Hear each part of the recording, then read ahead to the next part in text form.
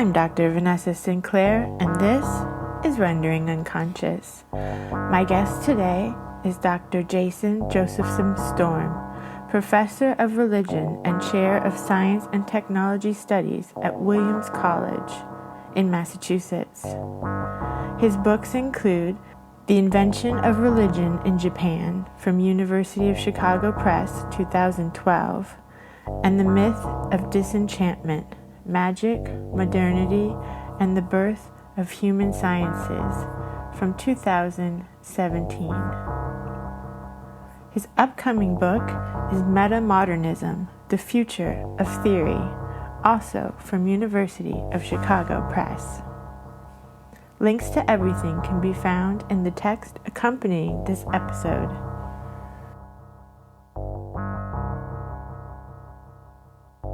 Rendering Unconscious is also a book.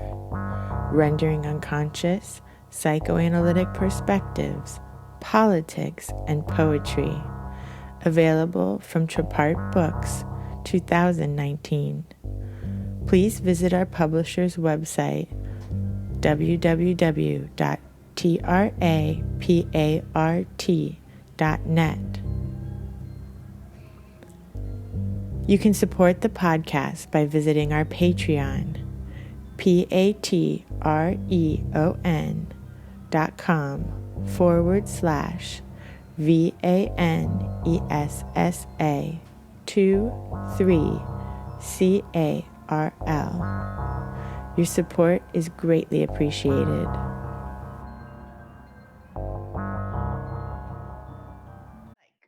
Hello there. So it's great to have the opportunity to talk to you and to be on your podcast. It's really fun for me to continue to get to talk about this book and things related to it. I've been up to my neck in the next project, so it's fun to kind of remember back and reflect back and help encourage people to think about this one and keep thinking about this and what was useful to different people about it. I want to apologize also for my COVID beard and hair. This is not my typical presentation, but it's been an insane summer. I'll just put it that way, and I'm sure I'm not alone in experiencing that. So yeah, so here we are talking about a bunch of things: psychoanalysis, psychology, the occult, some of which is relevant to this project. But it sounds like you also have some interests and some background in that area too. Do you want to tell me how you came to be interested in those overlapping constellations? Sure.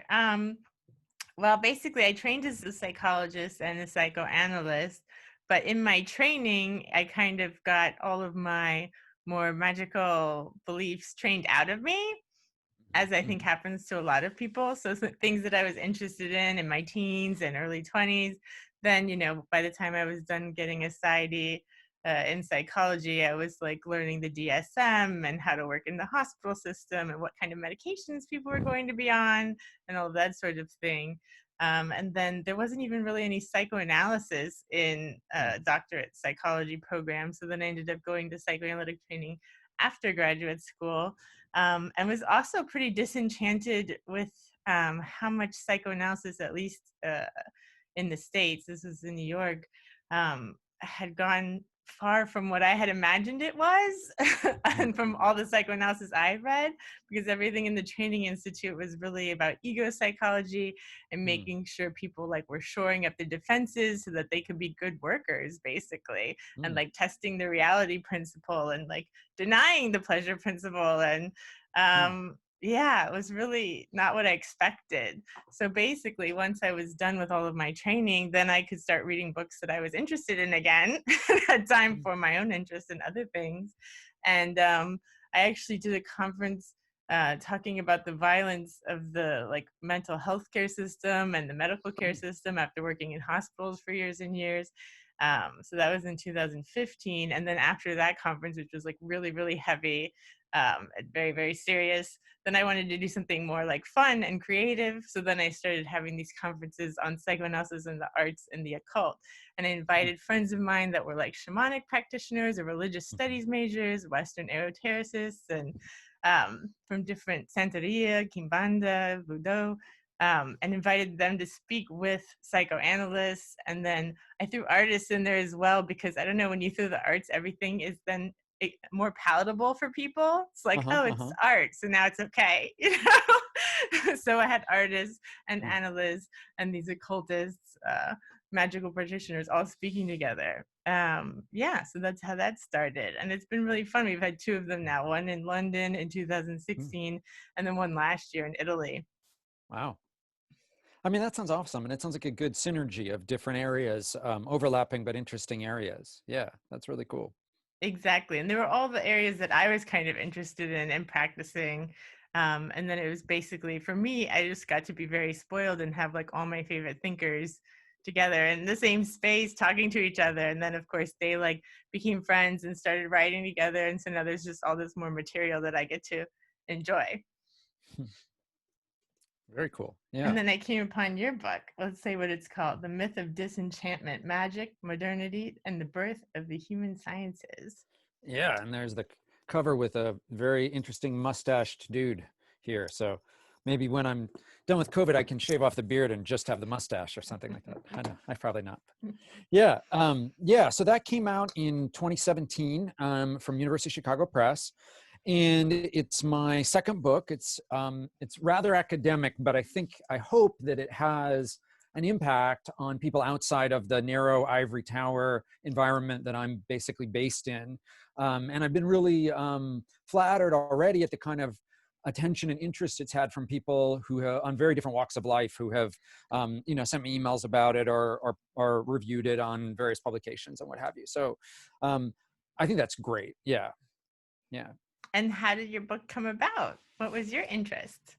There are a couple ways to think about it. I guess you could say it has two different origins. The more proximate origin was that I'd finished a first book about Japan. I had been interested in Japanese intellectuals in the 19th century encountering European vocabularies for the first time and trying to figure out how to translate them. So it was kind of a reverse ethnography, a Japan looking at Europe in the moment when Europe was looking at Japan. And I was reading basically a lot of Japanese sources and also Dutch and French and some other things, and looking at this two-sided anthropological encounter.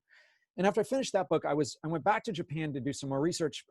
One of the things that was odd in that book was that one of the things that struck Japanese intellectuals in the 19th century, what surprised them was that Europeans believed in ghosts.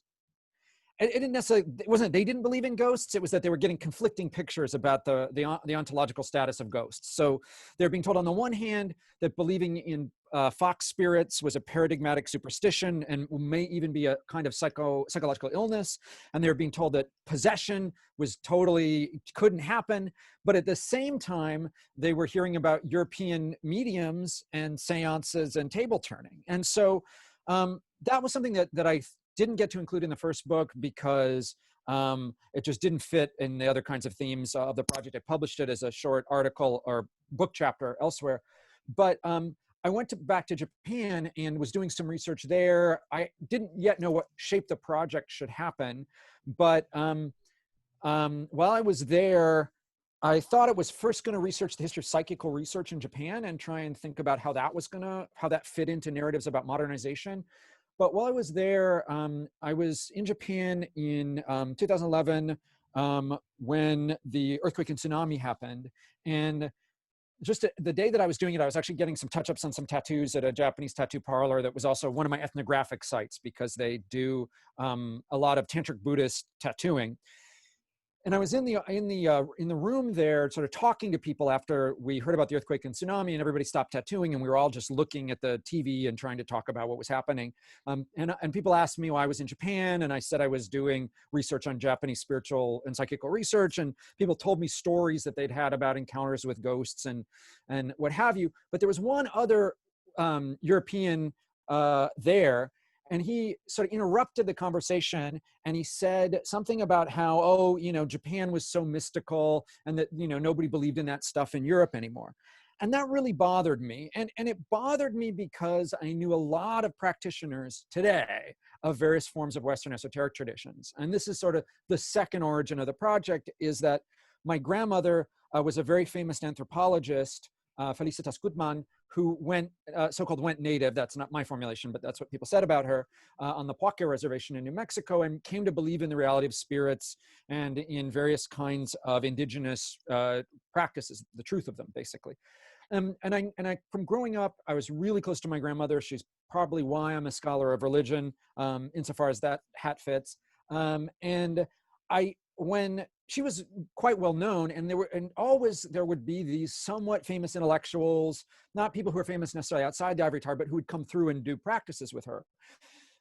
And that got me to thinking, how unusual is this? How strange is it for academics, for anthropologists, later, philosophers, psychologists, psychoanalysts, to be actually interested in things like spiritualism, ghosts, and the occult? And where did we get this story that the central feature of modernity in the West was that people had stopped believing in spirits, ghosts, and magic? In other words, where did we get this, what I came to call the myth of disenchantment? And so, because I had to leave Japan, in part because things just didn't look good for the kind of research I was doing, and part because, I didn't want to get radiation poisoning and all these other things, I ended up in Germany, and there I was able to do a good amount of archival research, looking at letters by, I did in Germany, in France, and in England, looking at these famous people who had founded various disciplines, but also who had first articulated this narrative, or different versions of this narrative of modernity as disenchantment. A version of it in psychology, a version of it in anthropology, in sociology, in religious studies. And by looking through their diaries, private correspondences, and otherwise less recognized published works, I was able to show that the narrative of modernity as disenchantment emerged in the middle of occult and spiritual survivals in Europe. It was not like, it's not a coincidence that like the mid to the late 19th century is full of both Europeans claiming that European culture is disenchanted and Europeans practicing spiritualism, theosophy, and doing occult revivals.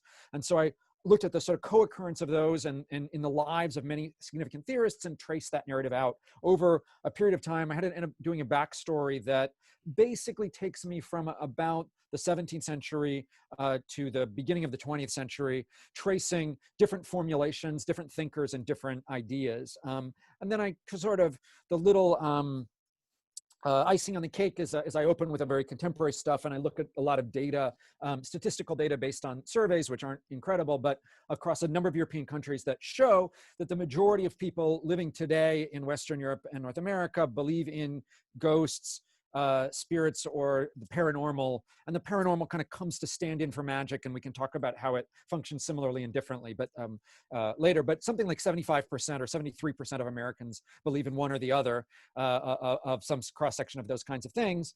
And so that made me want to, sort of think about how that myth functions. So it's sort of mostly history with a little bit of ethnography at the beginning, and it's mostly European stuff. So that was what that book kind of was about. That's so interesting, and that's a really good point as well, because that's what I found in my practice, in my private practice when I'm seeing patients. It's like literally, I don't think I've ever had someone that at some point said to me like, I know that this sounds strange, or I don't want you to think I'm crazy, but this and this happened, or I saw my dead grandmother, or whatever. It's like everybody has these kinds of stories and experiences, and after like years of like everyone thinking that I'm going to judge them for having them. And I'm like, literally everybody comes in here with these stories. So like, who invented this idea that this is not reality? It's like, clearly everybody is not, this is clearly a part of human experience, the human experience. Definitely. And I think what happens is if you drop this weird story that the West is uniquely disenchanted, you see that there's similar patterns of beliefs across the globe. So we look less like an outlier. We only look like an outlier if you buy this particular narrative. But to the extent that there's data about belief in spirits in places like Africa and Asia and other parts of the so-called third world, it's roughly comparable, slightly more of certain kinds of things, but not a lot. So it turns out that there are human beings in general, for whatever reason. I don't try and theorize about why. I mostly was interested in trying to figure out why we got the story that we didn't. But for whatever reason, I think it's quite widespread, especially belief in things like spirits. And so anyway, so part of it was trying to analyze exactly that question. Well, how did we get the idea that the West was disenchanted? And then I locate that initially in arguments in German philosophy in the end of the 18th century, and how they kind of got amplified and became enmeshed in a bunch of disciplines, and why different theorists and even different occultists got interested in narratives of disenchantment. So one of the other interesting things is that a lot of the people who we associate with occult revivals, like I have a chapter on Aleister Crowley, for example, and another long, not quite full chapter on Helena Blavatsky. Both of them argued that the West had lost its magic too, but the difference between them and some other people is that they were bringing that magic back, or they saw themselves or described themselves as bringing it back. So I wanted to show how this very narrative of a kind of mythless modernity or a disenchanted rationality was self-defeating in certain ways, and actually brought about the very thing that it said was endangered, and so, or reinforced it or helped bring it back. So that's, yeah, that was that project. Yeah, it was about a lot of thinking and then a couple of years of writing and research. So, yeah. And what is this you're working on now? I saw Metamodernism, the future of theory. Yeah. Yes, that is the book that I've just finished, actually. Like, I finished on Wednesday this week. So it was this a crazy push for the last couple of weeks, but that's what I'm working on now. Or it'll still be copy edited, so I'll have a little bit of things, but I just got official full board approval of a revised version of the manuscript. So it'll be coming out in about a year. I don't have an official release date yet, but probably July 2021, give or take. And that's a very big departure for me, because the two books I've done before have both been basically kinds of philosophically informed history or philosophically informed anthropology, more historical than anthropological. But and this one is the first one that's actually a constructive project. It's a programmatic statement, not where have we been, but where should we go? And what it does is it attempts to, there are different ways to describe it. I'm not yet as practiced at describing it in a short way, but it's basically, so there was this period of time in the humanities and social sciences, especially in the Anglophone world, where something called postmodernism was really huge. And there's a lot of debates about what that postmodernism was. Was it an art movement? There was postmodernism in architecture, postmodernism so-called in fine art, postmodernism in literature, postmodernism in the academy. Those aren't probably the same things. Their overlaps were always a little bit tenuous. But in the academy, what was called postmodernism was bundled together theory imported into the American Academy initially by snippeting bits of French and German philosophical thought off and like sticking it together in weird ways, and then re-exporting it to the globe. And sometimes aspects of it were called deconstruction or post-structuralism or what have you. That sort of functioned as a dominant scholarly ethos for, I think, something like 30 years in much of the humanities and social sciences. I mean, it took a while to achieve dominance, but it started going really in the 80s. And then by the time I started my PhD program in 2001, it was already like huge and then beginning to fade. And so what this book kind of does is it departs from 5 philosophical problems that I think postmodernism was right to bring up, but then works through them to end up with something very different. And so it starts asking questions about what is the nature of the social world? What is the nature of reality? How do we advance knowledge? What should the place of ethics be within the American or global, I guess, academy? And it kind of answers about that. That I get there by doing this work through of skepticism that looks like turning skepticism inside out or radicalizing it rather than trying to resist it and return to some moment before postmodernism. So that's sort of rambling. I'm going to get it by the time it's out. I'll have like a 1 minute or 2 minute elevator pitch version of it, but it's, I'm not quite there. Yeah, but we have a whole 45 minutes, so you don't need a 1 or 2 minute pitch. Yeah. What do you think you're going to do next? So I cut off a big chunk of that book that was around the question of power and causation. So there's this really huge question about what do we mean about causes and causation. So in philosophy, many people thought that the Scottish philosopher David Hume had proved that causation was just subjective. But actually, there are a lot of reasons, I'm not the first to do this, but to think that Hume is wrong, that there is a kind of that causality is a useful category through which to think anyway. And it's not just a projection of human minds, but it's also not limited to a kind of mechanistic causation that Hume was getting this from Locke and from others, but this idea of causes as being deterministic, as everything having only one cause, that causes are, that they thought, that this seemed to imply to many thinkers that humans were like robots or something like that, right? That version of causation doesn't work. But in the intervening really long period of time, there's been a lot more interesting philosophy about causation and recognizing kinds of causation that like epidemiological causation or causation in physics that's probabilistic, that is related to, we could think about it in relationship to individual people and their decision making. I mean, there are a lot of different ways to think about causation. And so one of the aims of that project is to re-theorize what we mean by a cause in the humanities. And when we say something caused the French Revolution, what are we really saying? And one of the insights that put that together for me as a book project is that I think causation is a relationship to accounts of power, because we also have ubiquitous notions of power in the humanities and social sciences. We've gotten thankfully good at calling out power and privilege in different ways, but we've often done it with a very simplistic notion of power, where there's a Marxist threat of theorizing power, which has some utility to it. There's also a very strong Foucauldian theory of power, but most of that stuff is 70s or earlier. There's not a really good theory of power at this exact moment. And I think one of the things standing in the way is that a lot of ways of conceptualizing power are in terms of one person's ability to influence or cause or get someone to do something else, get someone else to act in a particular way. And if you frame it in a particular way, that makes the problem of power a problem of causation. And those two things can come together. And by re-theorizing cause, it'll give us new insights to theorizing power.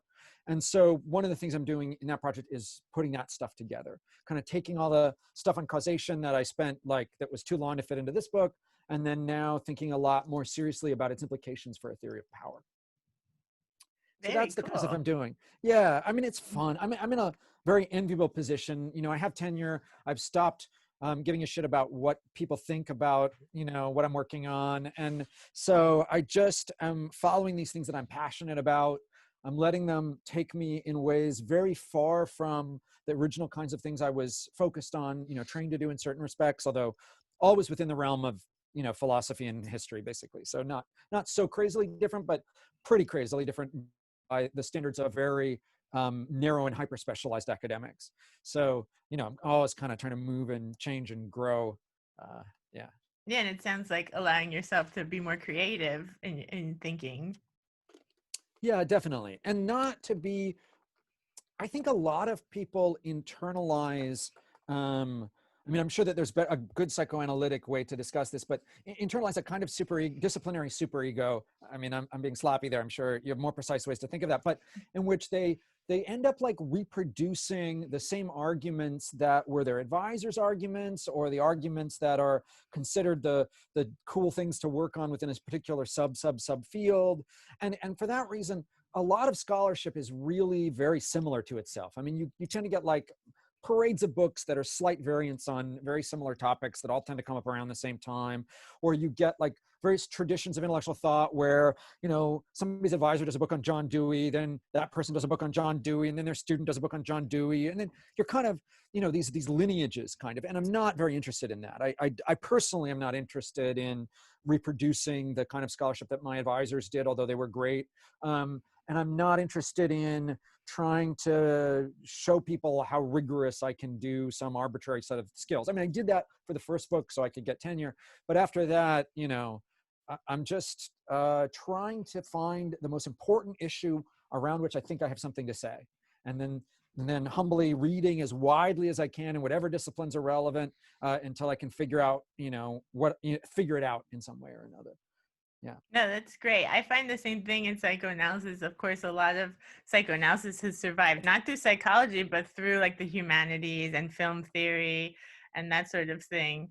And has gotten much more academic than it was, 50 years ago, when it was more just psychoanalysts and psychologists and psychiatrists practicing it.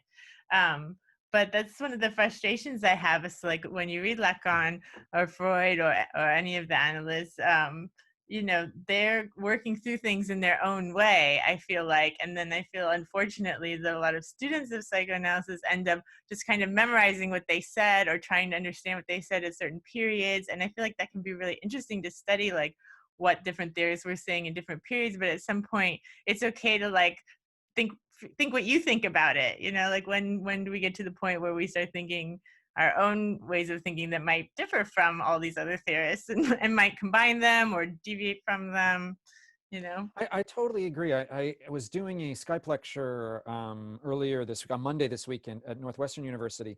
And one of the things that I sort of threw in as an aside was I was expressing my displeasure at the way that people often are very unclear about whether they're speaking for a specific theorist or being inspired by that theorist. Are they trying to understand Freud, or are they, and what Freud really thought, or insofar as we can reconstruct of, I don't know, whatever, the pleasure principle or something, or are they just saying what if Freud inspires them to say about the pleasure principle?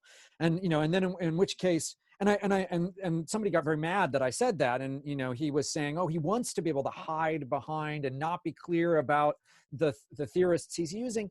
I mean, I can understand why. I mean, I don't want to knock that particular dude or anything, but I think it can be really baffling to readers, because I want to know when I'm reading something, what kind of information am I getting? How am I supposed to be evaluating this? Am I supposed to be evaluating this as a reading of Freud, or am I supposed to be evaluating this because of its fruits, like what insights it's coming to?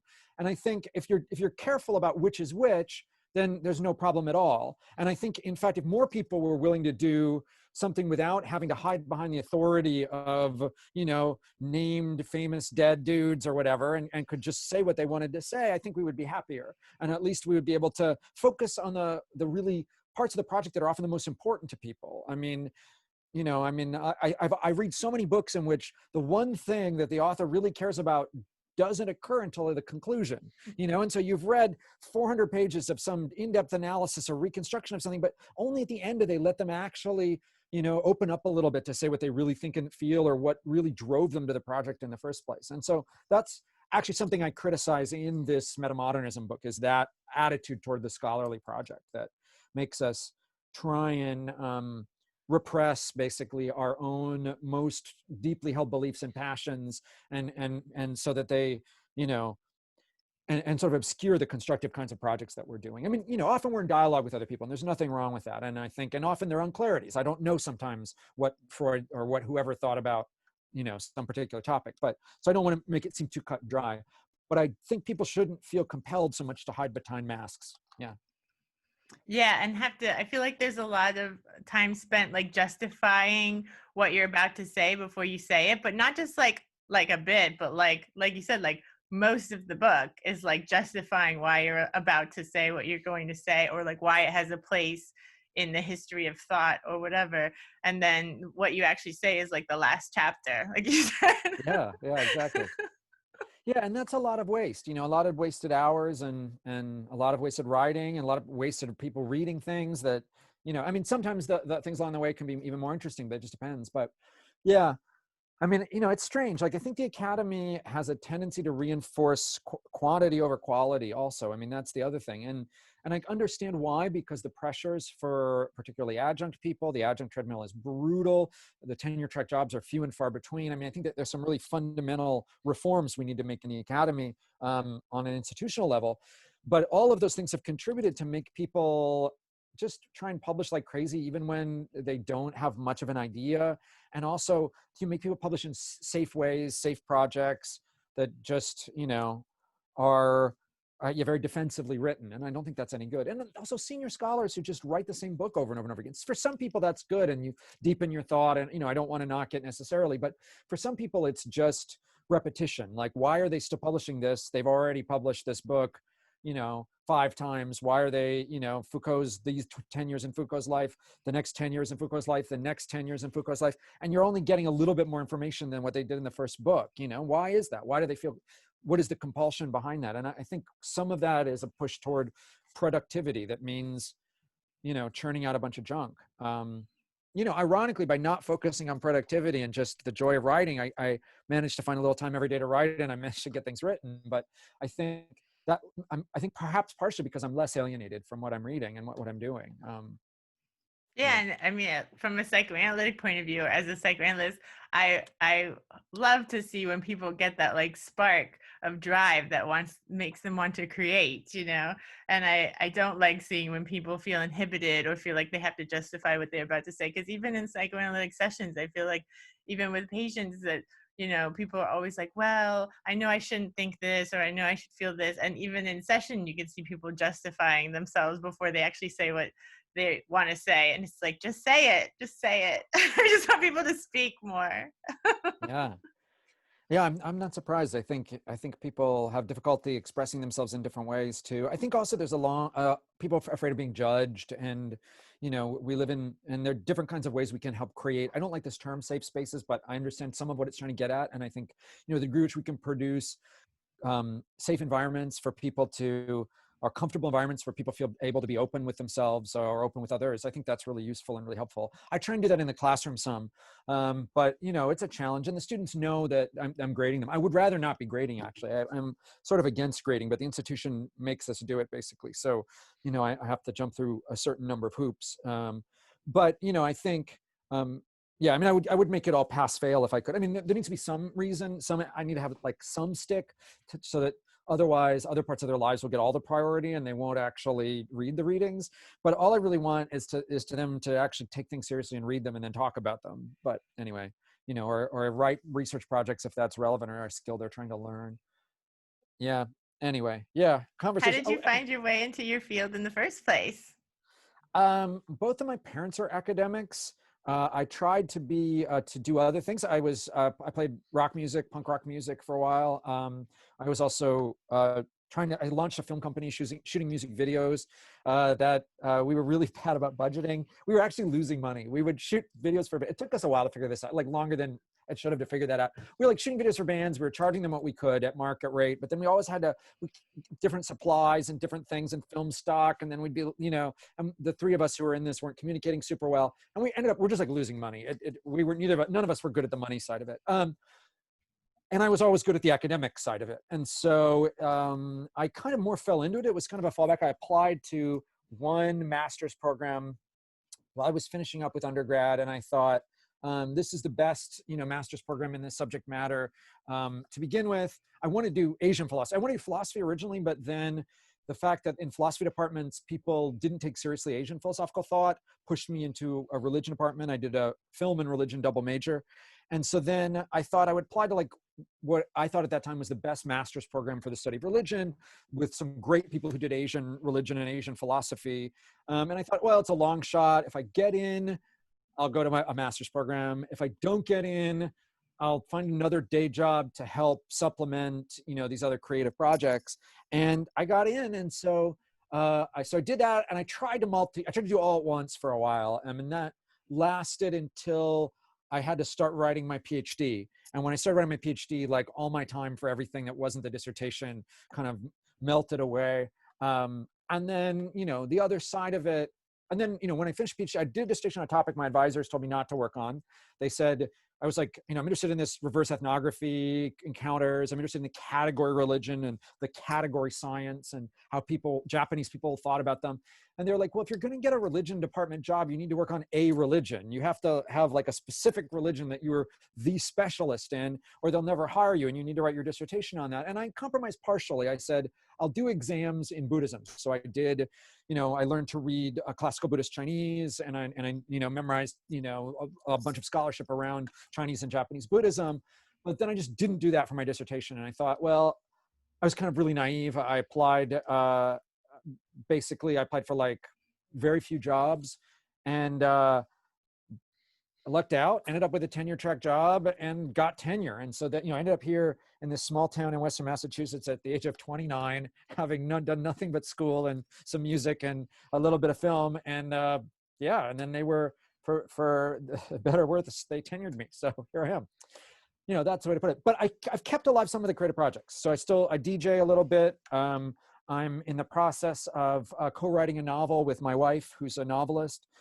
So, you know, there are other things on the creative horizon beyond the scholarly world. I think, you know, again, I wish there were more things in the world like being a tenured professor somewhere. I think it's unusual in this society. I wish that there were the equivalent of more like tenured positions for artists, for, you know, psychoanalysts, for like a whole range of things, you know, of professions in our society. I think people, you know, you can see sometimes people abuse it, but I think for the most part, it's incredibly liberating. And I think that's when people are able to be both less alienated from their lives, but less alienated from their work.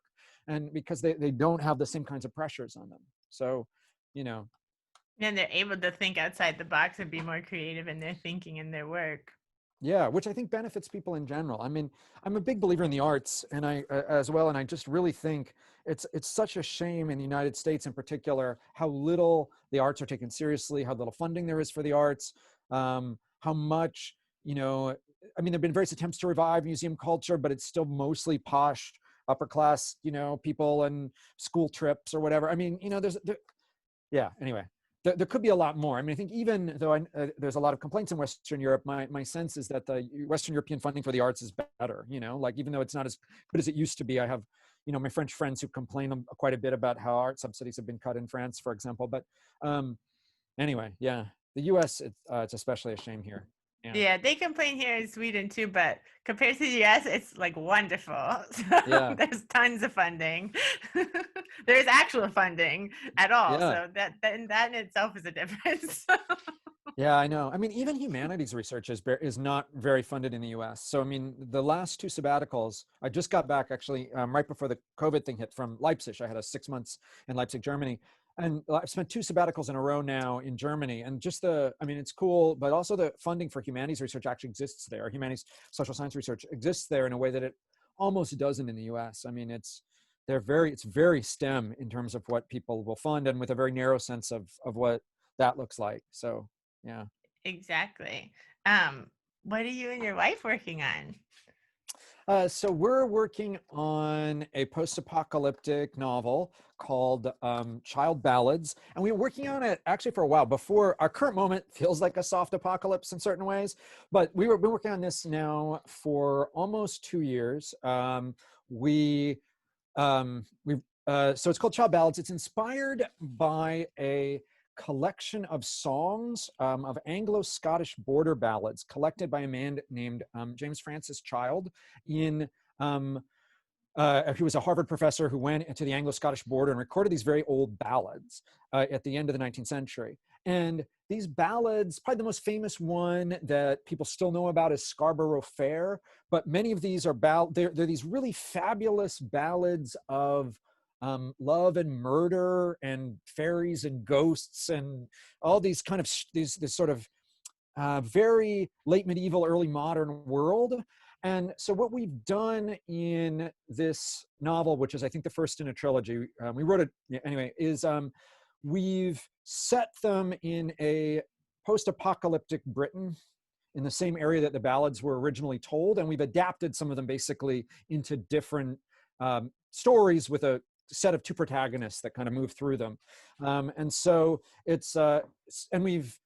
we're also so I guess it's sort of a tales of love and murder in a post-apocalyptic Britain. And then the other sort of piece that gives it an extra hook that's not from the ballads themselves was the insight that a lot of medieval stories, and just like a lot of the ballads, the people who are committing violence and having violence done to them are children. So the Child Ballads is also reckoning with one of the protagonists as a child soldier. And so it's kind of imagining what his life would look like in this sort of post-apocalyptic Britain that is in some ways reverting to or re-invoking these late medieval, early modern traditions. So anyway, I think it'll be a lot of fun. We're really close to done. I mean, we wrote a draft of basically all three of them, but as one book, and realized it was way too much for one book. And then we've finished a first complete draft of the first book, and we're in the second rewrite, and we're just trying to put the finishing touches on it and start querying agents at the end of the summer. So if there are any agents listening to your podcast who happen to want won it. I mean, we could always go with the press that published my wife's first novel. I don't want to knock that, but I also think that she went with a sort of smaller, more indie press. But I would love it to be even for something, to get in the hands of more folk. Anyway, child ballads. Wonderful. What's your wife's name? Delina Storm. Oh, cool. My husband is also an author, and we're really? actually writing a novel together right now. Wonderful. What's that about? Tell me about that. It's interesting because we're doing it in an exquisite corpse style way, where he wrote the first chapter and then I wrote the second chapter without even reading what his chapter said. Wow. And then we did start reading each other's writing after that. So then he like kind of wove in my second chapter into his third and so on. But I also do a lot of work with cut-ups and like cut-up poetry, like in William Burroughs kind of style. And I had been wanting to write fiction. This is the first time I've written fiction. Yeah. I had been wanting to write fiction and trying to integrate the cut-ups into it like Burroughs did. So I've been like making cut-ups as part of the novel in these like weird dream sequences where like one of the characters, she kind of spaces out a lot like ends up in these like weird dream worlds and then comes back into like the storyline again. So yeah, right now we're like, I don't know, maybe like 6 chapters in, and so we don't know where it's gonna go. That's what's interesting. But so far it's got like a murder mystery in it with like some burnt dead bodies that have been discovered by a detective. And then my story starts in Tijuca in Morocco, because we went there last year, and like this couple going to Morocco and like meeting a bunch of friends there kind of by happenstance, which we actually did last year. And then now the woman from my kind of storyline is kind of hooking up with the detective from the other storyline, and I don't know where it's going to go from there. That's wonderful. I mean, it sounds like that very organic writing process is going to lead you in very creative and interesting directions. I mean, that's really cool. Yeah. I think it's going to be fun. Yeah, that's really fun. I really think that it adds something to a relationship to be able to collaborate on a creative or, other kind of level too. I mean, I think it's been fun for me and my wife to do that, to do our version of collaboration too. Also because we have a daughter who's just about 2. And so we started writing it. We finished the first draft right before she was born. We had wanted to do it, and then we took some time off from it, and then we returned to it again when we were both able to kind of devote our time to it. But it gives us one more thing beyond the parenting to kind of work together on. And so it's been really fun. Yeah. Yeah, that's great. I'm a little bit more of a structuralist. So we structure out the whole, I tried to like plot out the whole long arc, and then but then, when you actually sit down to write it, you can't make it fit that structure, or it becomes dead and lifeless. So, so we're kind of, we have more of a like architected structure, and then, but then it surprises us, and then we have to figure out how to re-architect it or something like that. And yeah, anyway. So yeah, we take turns. I do a lot of the world building and the grand plotting, and my wife does a lot of the characterization and thinking about the detailed descriptions and things like that. So we kind of trade off that way, basically. Yeah. That's so great. I'm going to check that out when it comes out. Yeah, thanks. Yeah. Is there anything else you wanted to mention that we didn't get to? Let's see. So I think, for viewers of your podcast, the thing that people are going to find probably most interesting about this, I'll just tell you different things that different readers might find interesting, for our viewers might find interesting. For folks who are interested in the history of occultism and Western esotericism and its entanglement with various intellectual figures, the whole book, that's basically what the whole book is. But if you're just interested in, Freud and Jung, Freud's interest in telepathy, and his dabbling with spiritualism, how that fits into the German occult revival, how that actually relates to earlier German philosophical experiments with with ghosts and what have you. There's like one chapter here, basically. It's chapter 7. You can probably just get that chapter somehow. If that's the thing that you're interested in, you can probably, I won't tell you how, but find a PDF of just that chapter and read it. But I think that I hope readers would find that interesting, because I find a lot of interesting stuff. Like one of the things that caused me to think about Freud in particular is that there is a footnote in the interpretation of dreams where he refers to someone called the brilliant mystic Karl Duprel. And Freud doesn't, throw around like brilliant mystic. That's not, something that you would have necessarily expected from Freud. And so I started wondering, well, who was Karl Duprel and what's his story? And part of what that chapter does is it traces that out, and it shows how Karl Duprel in particular was this very influential interpreter of Kant and also mystic, who used the term equivalent to the unconscious before Freud did, but who had a kind of Kantian, Schopenhauerian notion of something that something that you can also see echoes of in Jung's idea of a collective unconscious, but a kind of an unconscious that allows you to transcend the boundaries of space and time. That was one of Duprel's things that he's getting from Schopenhauer, but it's part of that conversation.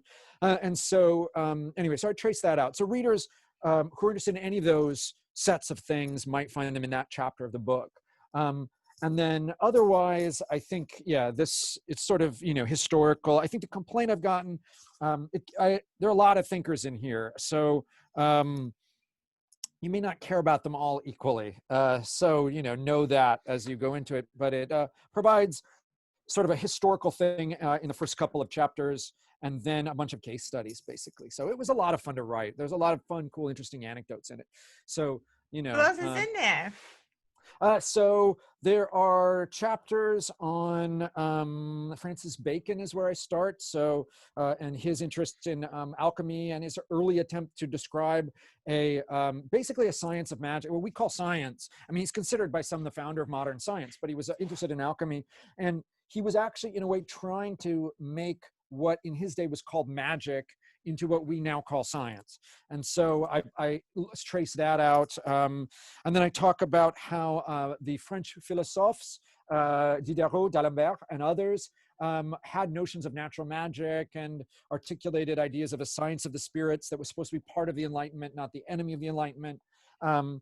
Then the chapter after that is where it really gets into the origins of this notion of disenchantment and history of German philosophy. And I focus particularly on Hegel, and then on Schiller, Hölderlin, and Burckhardt. And I talk about how in the 18th century, German theorists got this idea that modernity was mythless, and what is myth, and how they define myth, and how they imagined that a myth had been evacuated from their particular historic moment. So I'll hit a few more. A chapter on the anthropologist E.B. Tylor and how he went to seances, a bit on the founder of religious studies, Friedrich Max Müller, and how his relationship to a famous French occultist named Eliphas Lévy, a bit on Helena Blavatsky and the birth of theosophy, a chapter on Fraser, James Gordon Fraser, a famous Scottish anthropologist and classicist, and his connection to a notion of a despiritualized universe. Then a chapter on how Aleister Crowley read Fraser's Golden Bough and turned it into a spell book. So it was the early text of Disenchantment that then becomes a book of magic. Then there's the Kant Freud chapter. Then there's a chapter on the birth of critical theory, a German neo-pagan intellectual named Ludwig Klages, and how he influenced Adorno, Horkheimer, and Walter Benjamin. A lot on Benjamin there, because I'm kind of into Benjamin, or I was for a while. Then there's there's a chapter on the positivists, the Vienna positivists, Carnap and Neurath and others, and how they did psychical research, and how Wittgenstein was interested in mysticism. Then a chapter finally on Max Weber, which is where it sort of begins and sort of ends, although people have mistaken this for a book about Weber. Weber is really only just a case study. He's just the one that formulates a particular phrase, die Entzauberung der Welt, the disenchantment of the world. And I show that he formulated that phrase while vacationing at a neo-pagan commune, and how he hung out with a bunch of occultists, basically. And then that's the end of the book. So, yeah, a lot. It's kind of dense. I seem to write these really long books, and then the press always wants them to fit in a certain page count. And so then I end up like, they kind of get freeze dried and sucked down to like a lot of dense material. Or at least I end up cutting a lot of examples basically. So, and a lot of quotes, which is funny because I got into this, a lot of my early training is as a philologist. And so I got into this because I love to translate. And so, but almost the translations are always all the first thing that gets cut. Like, I'll translate the key sentence here or there, but instead of translating, pages of, Weber's diaries, I just quote the one line, even though like in the first draft, I translate the whole thing, and, so anyway, that's sort of the scholarly thing. And I cut a bunch of chapters that I published separately on Japanese ethnographies of Western spiritualism, for example, is one that's just come out. Anyway, that kind of thing. Yeah. That's great. And a lot of these papers are linked from your webpage on the Williams site. Yeah. Yeah. So yeah, you can go to my Williams webpage, and I also have a blog, which is absolute-disruption.com. And there's some additional content related to the book. There's a description of the Metamodernism book, which is very slightly outdated, but it's still there. And then there's also stuff related to the first book, and then some blogging about dystopia. I was really interested in this question of utopian dystopia and what alternatives there are to capitalism, sort of. Anyway, so there's a bunch of that there. So you can also find that, or there are links to that blog on my professional webpage. If you Google Jason Josephson Storm, you'll find me. I think if you even Google Jason Storm, you'll find me just on williams.edu is the relevant page. I'm also on Twitter, although I sort of detest Twitter. And I'm only there periodically to post things about work. Like, I feel weird about Twitter because it's so good professionally, and I don't want to knock it for that purpose. But I don't like to expose my personal life to that scale of out of controlness. So if you follow me on Twitter, you'll get reliably tweets about my work, but and you can get from my likes, my politics, which are pretty on the surface anyway. But otherwise, I think about it as more professional than some of the other places. Yeah, I keep Twitter for that reason too, just to post about the podcasts and books and things that I'm doing. I feel like as a psychoanalyst, I can't really say anything personal at all online, which is fine with me because I probably wouldn't anyway. But I've met so many great people on Twitter. I feel like a third of the people on the podcast have come from Twitter. I see something going by and I'm like, that's interesting. I want to talk to that person, So I like it for that reason. Yeah. And I think that sounds like you're using it in a good way. I mean, I think I tend to alternate between, like, when I get on there, because a lot of people I follow are political, and this current moment, there's so many things that it's easy to be outraged about. I often find myself just feeling more outraged, and but I hope, I alternate between being pessimistic and optimistic about the fate of certain things. So we'll just see, I think we all do. Feeling pretty hopeless and then pretty like, wait, maybe there is hope. Yeah, exactly. We'll see, I guess. Yeah. That's great. And I think I'm going to turn my husband onto your work as well, because we actually met because when I wanted to do the psychoanalysis in a cold conference, I was originally going to do it with another psychoanalyst. And then I was like, I should probably do it with an occultist. And he's more in the, he calls himself a magico-anthropologist, where he like studies anthropology, but specifically like the magical practices of different people. And he really feels that like magical practice is like the basis of everything, all of culture and everything else. But I think he also really is interested in like the Japanese thinking, and I think he would really be interested in your work. So Thank you. Yeah, tell me his name so that if I run across him, I'll it's recognize Carl Abrahamson. Yeah. I'll email it to you. I can send you books. Yeah. I can send you a book from the conference that we did. Yeah, that'd be great. I'd love to see it. Yeah. Yeah, I'll send you one. Cool. Is there anything else? I also want to hear more about your grandmother. So have you ever seen a movie called, I think the English title, The Possession of Emily Rose, or was it The Exorcism? Exorcism. Anyway, that's based on her book, The Exorcism of Annalise Michel. So she's and So she was a famous anthropologist who worked on this case, the Anneliese Michel case, which is one of the last major possession cases in contemporary Germany. This girl believed that she was possessed. Her parents performed an exorcism, and she died. They took her off of psychological medication, and she died. And then my grandmother was brought in to kind of as an expert in glossolalia, speaking in tongues, and ecstatic trance, and then was there to consult about whether this girl was in fact in an alternate state of consciousness or not. And my grandmother ended up saying that she was in an altered state of consciousness. And then later, my grandmother, after doing field work in New Mexico, started to believe in spirits herself. So she came to believe not only in the importance of trance studies and trances, but also in ability to access the spirit world. And so she published a bunch of books. But yeah, the Anneliese Michel one is probably the one that got the biggest reaction. But she founded an institute that's still there in New Mexico, and there's a branch of it in Munich and in München. And yeah, so anyway, Felicitas Gutmann is her name, and you can look her up. She's got a Wikipedia page. I don't yet, but she does. She's a really amazing woman, absolutely amazing. And my parents would leave us because they're both academics, so I would spend summers with her growing up. My parents would do their work, and they would leave me and my brother sometimes with my grandmother for the summer, and she would tell us these sort of fabulous stories from different cultures all over the world. She'd done field work in the Yucatan, in Japan a little bit, in a bunch of different communities, and she just had an incredible just world of stories. And she believed a lot of them. So, or some of them. So that was really great growing up. Yeah. And she comes up at the very last chapter. I kind of out myself there just in the conclusion here. And so you can, when you look at this, or when people reading look at this, if they don't remember what I've just said, she's talked about at the beginning of the conclusion. Yeah. Cool. Well, thank you so much. Sure. It was great really talking to you. Thank you. Yeah. And Thank you for listening to Rendering Unconscious. You've just heard a discussion with Dr. Josephson Storm. Links to his work can be found in the text accompanying this episode.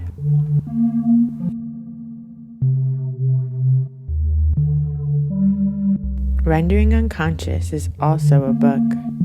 Rendering Unconscious, Psychoanalytic Perspectives, Politics, and Poetry. Available from Trapart Books, 2019. Please visit our publisher's website, www.trapart.net. You can support the podcast by visiting our Patreon, patreon.com/VANESSA23CARL. Your support is greatly appreciated.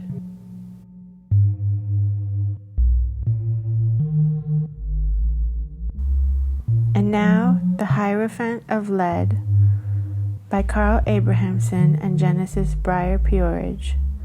From the album Loyalty Does Not End with Death. From Ideal Recordings.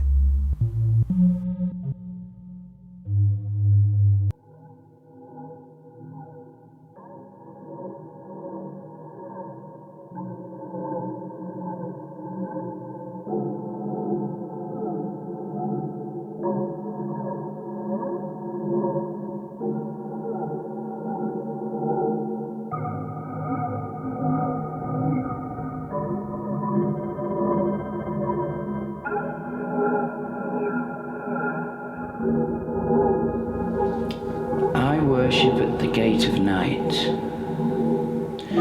Flames dance, burning nothing. Light of an exception. On days like these we go home to the old planet, when as a child we felt our roots in space. This is a word for the ignorant, a bliss for the wise, Heads. Heads smooth like tantric eggs, I surmise. My priestesses too. And she knows. My priestesses too. And she knows. If ever there was a desert, it is of no response. From the heart we stare to the blessed, my children only. Sometimes I feel so conscious, awake enough to spill a tear or two. Two for myself, two for myself, two for my priestess, two for myself. The great whole goes dark, a vortex as earth eats, falls apart. Each seed ejaculating like the executed, as fools burn glass and dreams. Dreams we call robes or ego. Dreams we call robes or ego. They're wrapped around us, all ego, all ego, all ego. Do you remember the broken ring, his son, the Hierophant of lead, wiser, dead, wiser dead, wiser dead, the Hierophant of lead. I worship all priestess and child. I worship all priestess and child. Burning the old home, burning the old home, burning the old home, burning the old home.